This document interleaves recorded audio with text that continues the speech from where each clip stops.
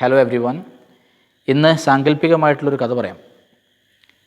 ഒരു സ്കൂളിൽ ഗോപാലൻ എന്ന പേരുള്ളൊരു മാഷുണ്ടായിരുന്നു. ആ മാഷിനൊരു ഇരട്ടപ്പേരുണ്ടായിരുന്നു. കുട്ടികളൊക്കെ അദ്ദേഹത്തെ വിളിച്ചിരുന്നത് ഗോപാലൻ മാഷ് എന്നാണ്.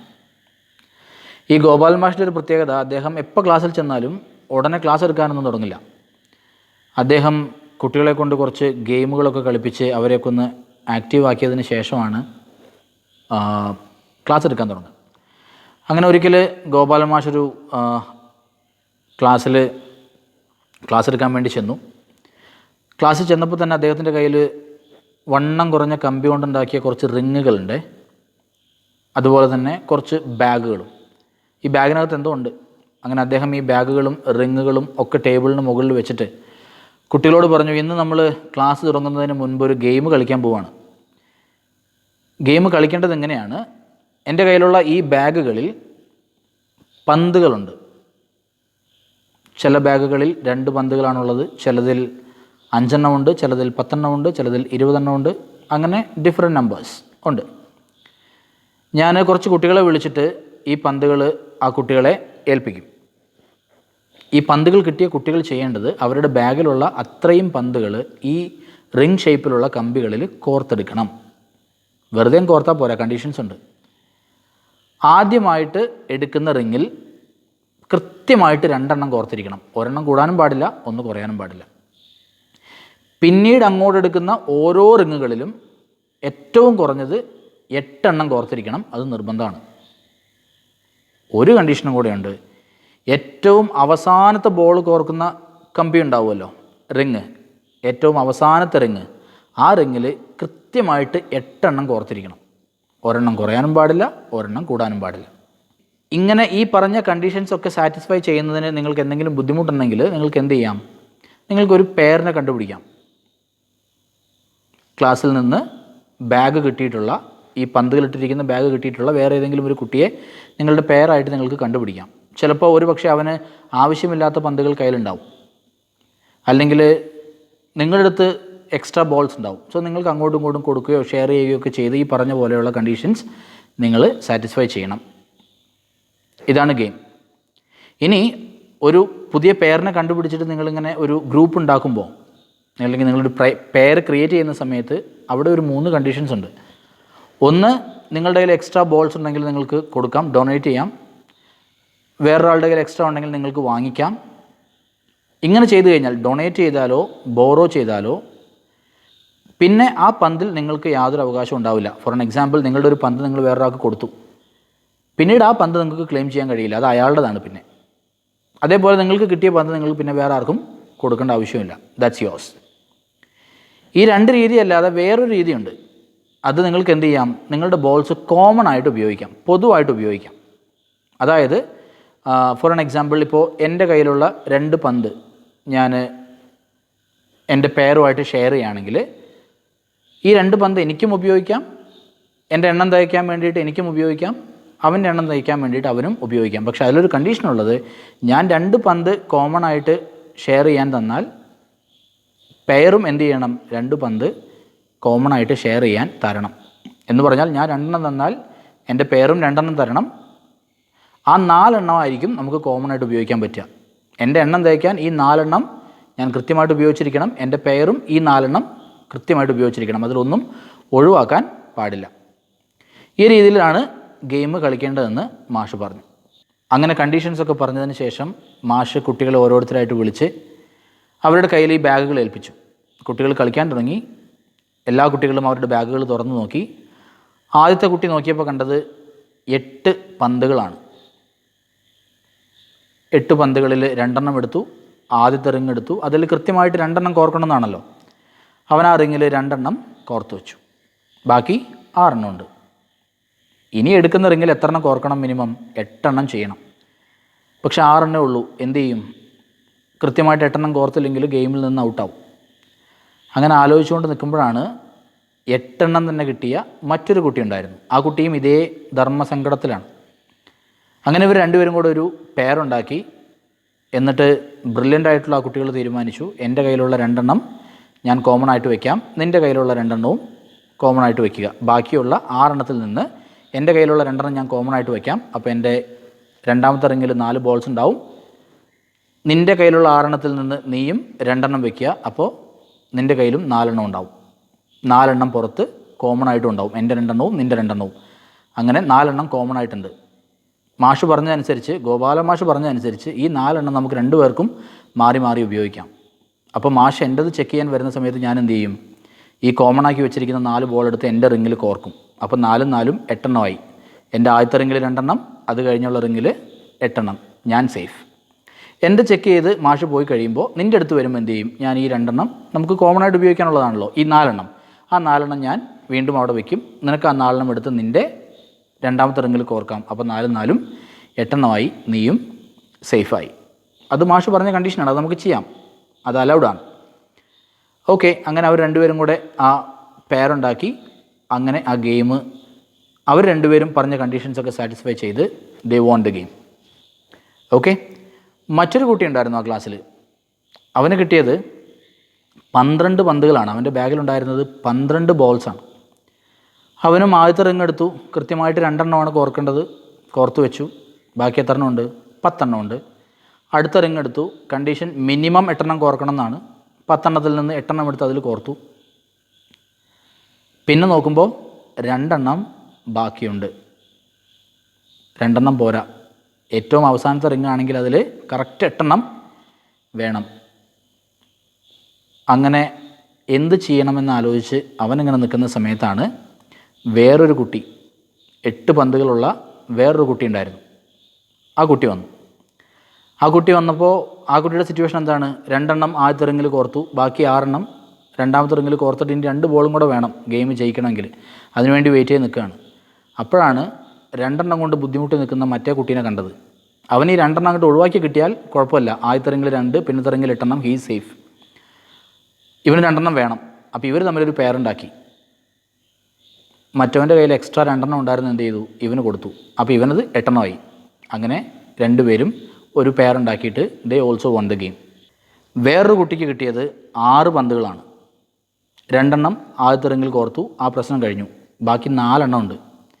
4 ഷോർട്ടേജ്. എന്ത് ചെയ്യണമെന്നറിയാതെ ഇങ്ങനെ ആരാണ് ഒരു 4 പന്ത് തരിക എന്ന് അന്വേഷിച്ച് നടക്കുകയാണ്. അപ്പോഴാണ് 8 പന്ത് കിട്ടിയ മറ്റൊരു കുട്ടി ഉണ്ടായിരുന്നു. അവൻ 2 ആദ്യത്തെ റിങ്ങിൽ കോർത്തിട്ട് ബാക്കി 6 കൊണ്ട് നടക്കുകയാണ്. ഒരു 2 കൂടെ വേണം അതിന് വേണ്ടിയിട്ട്.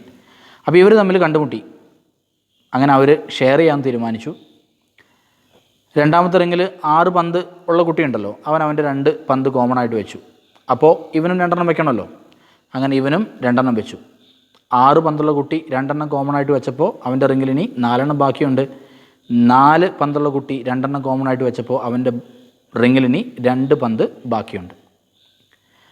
ഈ 6 പന്ത് ഔട്ടർ റിങ്ങിലുണ്ടായിരുന്ന കുട്ടിയുണ്ടല്ലോ, അവനിപ്പോൾ സേഫായി. കാരണം ഈ അവൻ്റെ 2 പന്ത് ഉപയോഗിക്കാൻ കിട്ടി. So 6 2 8, he is safe. പക്ഷേ 6 പന്തുണ്ടായിരുന്ന കുട്ടി അവൻ സേഫല്ല. കാരണം എന്താ? ഇവന് 4 പന്ത് വേണമായിരുന്നു. 2 പന്ത് ഉപയോഗിക്കാൻ കിട്ടി. അപ്പോഴും 6 ആയിട്ടുള്ളൂ. ഇനിയും 2 വേണം. എന്തു ചെയ്യും?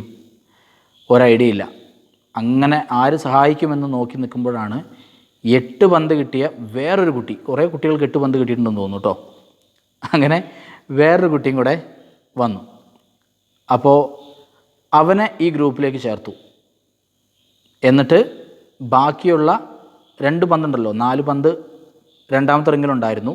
അതിൽ 2 കോമൺ ആയിട്ട് വെച്ചിട്ടുണ്ട് ഓൾറെഡി. ഇനി പുതിയതായിട്ട് വന്ന കുട്ടിയുമായിട്ട്, ടീമിലെ മെമ്പറുമായിട്ട് എന്ത് ചെയ്തു, ഇവൻ 2 കോമൺ ആയിട്ട് വെച്ചു. അപ്പോൾ മറ്റേ പുള്ളിക്കും 2 ആവശ്യം. ഇവനും ഇവൻ്റെ 2 കോമൺ ആയിട്ട് ഷെയർ ചെയ്യാൻ കൊടുത്തു. അപ്പോൾ രണ്ടാമത് വന്ന ആളുടെ പ്രശ്നവും തീർന്നു. കാരണം 6 ഔട്ടർ ഷെല്ലിൽ ഉണ്ടായിരുന്നത്. 2 കൂടെ ഉപയോഗിക്കാൻ കിട്ടി. 8 കഴിഞ്ഞു. 8 തികഞ്ഞു. So he is safe. ഇനി 6 ഉണ്ടായിരുന്ന ആളുടെ കാര്യത്തിലോ, പുറത്ത് 4 ഉണ്ടായിരുന്നത്. 2 മറ്റവൻ്റെ അടുത്ത് നിന്ന് ഉപയോഗിക്കാൻ കിട്ടി. 2 ഇവിടുന്ന് ഉപയോഗിക്കാൻ കിട്ടി. അങ്ങനെ 4 4 8 ആയി. അവനും സേഫായി. അങ്ങനെ അവരും ആ ഗെയിമിൽ ജയിച്ചു. എന്തിനാണ് ഇപ്പോൾ ഒരു ബന്ധമില്ലാണ്ട് ഈ കഥ പറഞ്ഞത് എന്നാണോ ആലോചിക്കുന്നത്? ബന്ധമുണ്ട്.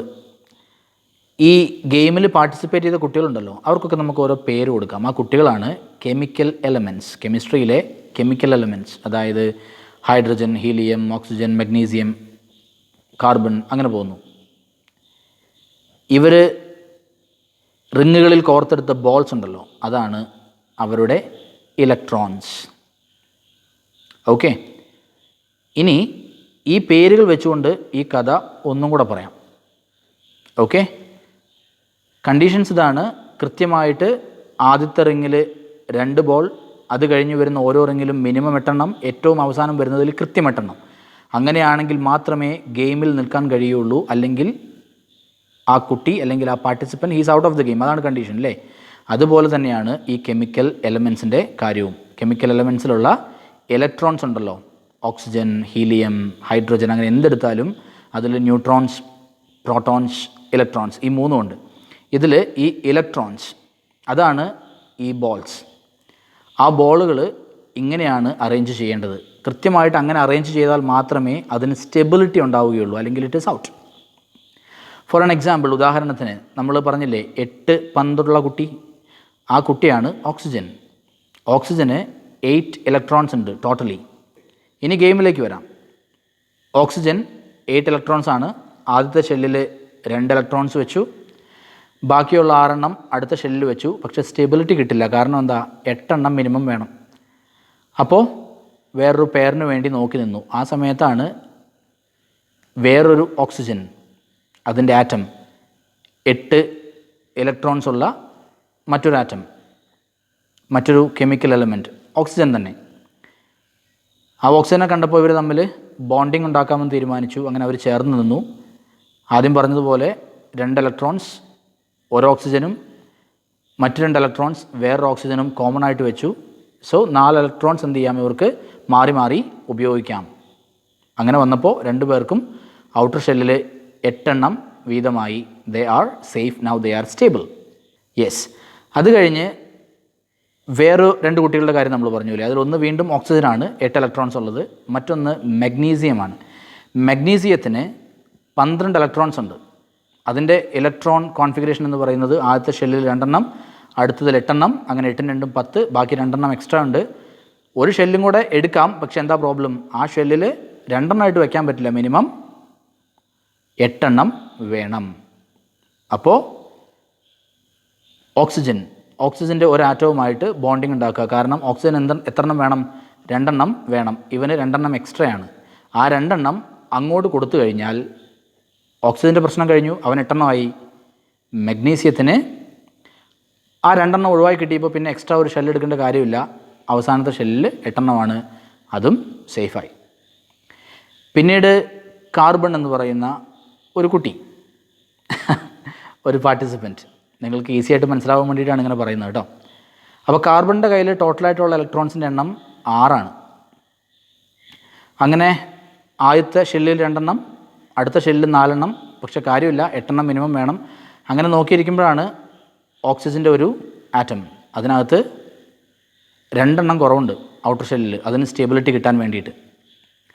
അങ്ങനെ ഇവർ തമ്മിലൊരു ബോണ്ടിങ് ഉണ്ടാക്കി, ഷെയർ ചെയ്യാമെന്ന് തീരുമാനിച്ചു. കാർബൺ 2 ഇലക്ട്രോൺസിനെ കോമൺ ആയിട്ട് വെച്ചു, ഓക്സിജൻ പകരം 2 ഇലക്ട്രോൺസിനെ കോമൺ ആയിട്ട് വെച്ചു. അങ്ങനെ വെച്ചതോടുകൂടി ഓക്സിജൻ്റെ പ്രശ്നം കഴിഞ്ഞു, അവൻ 8 എണ്ണമായി. പക്ഷേ ഇവിടെ 6 എണ്ണം ആയിട്ടുള്ളൂ, ഇനി 2 എണ്ണം വേണം. എന്ത് ചെയ്യും?